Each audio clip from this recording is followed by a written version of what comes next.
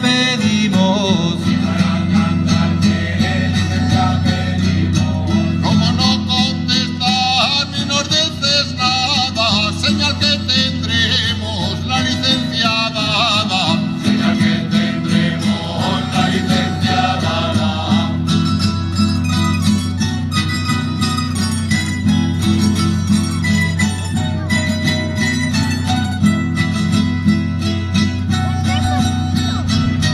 Paso a retratarte, pero a qué me lengua, proseguir no sabe y a cantar no acierta.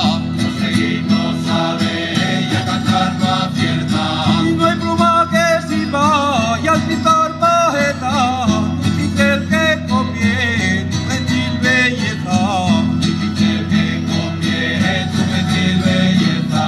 Esa es tu cabeza tan rechequetita que en ella se forma y una margarita. En ella se forma y una margarita. Tu pelo es madeja del oro más fino que envidian los rayos del sol purpurino. Envidian los rayos de su purpurino. Tu frente espaciosa es campo de guerra donde Cupidillo plantó su bandera. Donde Cupidillo plantó su bandera.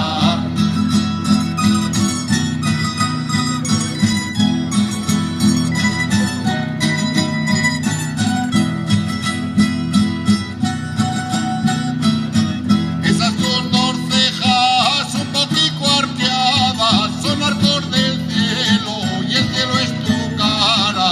Son arcos del cielo y el cielo es tu cara. Y esos son tus ojos, luceros del alma, que alumbran al cielo de mis esperanzas.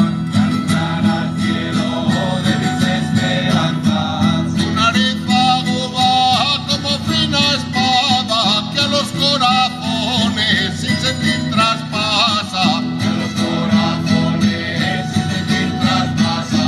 Y esas tus mejillas tan recoloradas que parecen rosas en abril criadas. Que parecen rosas en abril criadas. Esos tus dos labios son cabel partido que causan envidia y al hermoso lirio. Que causan envidia y al hermoso lirio.